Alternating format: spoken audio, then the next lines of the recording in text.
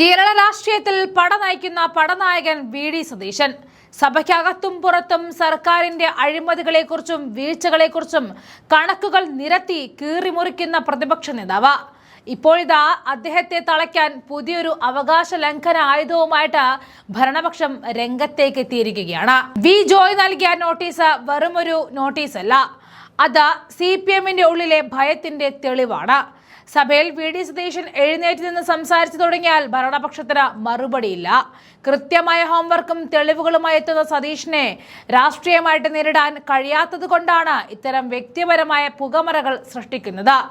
ഇന്നലെ സ്വർണ്ണക്കൊള്ള ചർച്ചയാക്കാൻ സതീശൻ ശ്രമിച്ചപ്പോൾ ഉത്തരം മുട്ടിയ മുഖ്യമന്ത്രിയെയും പാർട്ടി ഫണ്ട് തട്ടിപ്പിനെ കുറിച്ച് പറയാൻ നോക്കിയപ്പോൾ വാ മൂടിച്ച സ്പീക്കറെയും കണ്ടു. ഇന്ന് ഇതെല്ലാം സഭയിൽ തിരിഞ്ഞു കൊത്തും എന്ന് മനസ്സിലാക്കിയ ഭരണപക്ഷം മനഃപൂർവ്വം ചർച്ചകളെ വഴിതിരിച്ചു വിടാൻ നോട്ടീസുമായി എത്തിയിരിക്കുകയാണ്. പഴയ നിയമസഭ കയ്യാങ്കളി ഓർമ്മിപ്പിക്കുന്നത് അവകാശ ലംഘനമാണ് എന്ന് പറയുന്നതിലെ പരിഹാസ്യത കേരളം ചർച്ച ചെയ്യേണ്ട സമയം അതിക്രമിച്ചിരിക്കുന്നു. ചരിത്ര സത്യങ്ങളെ ഭയപ്പെടുന്നവരാണ് ഇന്ന് നിയമസഭയിൽ ഒരു കവചമാക്കാൻ ശ്രമിക്കുന്നത്. സതീശൻ കള്ളമാണ് പറഞ്ഞതെങ്കിൽ നമുക്ക് മനസ്സിലാക്കാം. എല്ലാവർക്കും അറിയാവുന്ന സത്യം പറയാനും പാടില്ല എന്ന് വെച്ചാൽ ഇതെന്ത് പാടാണ്. നമുക്ക് സതീശൻ പറഞ്ഞ ആ ശിവൻകുട്ടിയുടെ പഴയ എക്സ്ക്ലൂസീവ് ക്ലിപ്പുകളൊന്ന് കണ്ടിട്ട് വരാം.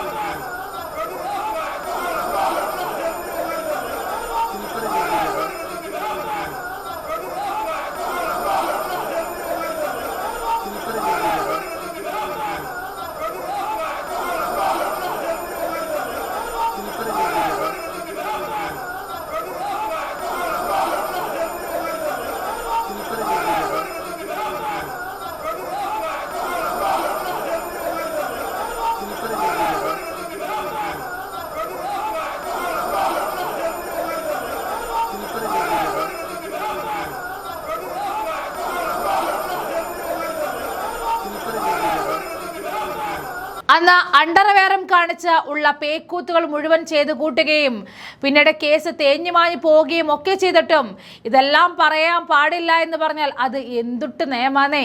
സഭ തല്ലിത്തകർത്ത അവസാനം ബോധം കെട്ടി വീണതൊക്കെ ശിവൻകുട്ടി തന്നെയല്ലേ, അല്ലാതെ സതീശൻ ഉണ്ടാക്കിയ കഥയൊന്നുമല്ലല്ലോ. അടവുകൾ പലതും പയറ്റിയാലും അഴിമതിക്കെതിരെയുള്ള VD സതീശന്റെ പോരാട്ടം തടയാൻ CPM-നെ കൊണ്ട് കഴിയില്ല. വ്യക്തിഹത്യയിലൂടെ ഒരു നേതാവിനെ തളയ്ക്കാമെന്ന് കരുതുന്നത് വിഡ്ഢിത്തരമാണ്. ഇന്ന് കേരള നിയമസഭ സാക്ഷ്യം വഹിക്കാൻ പോകുന്നത് സതീശൻ എന്ന അഗ്നിപർവ്വതത്തിന്റെ സ്ഫോടനമായിരിക്കും.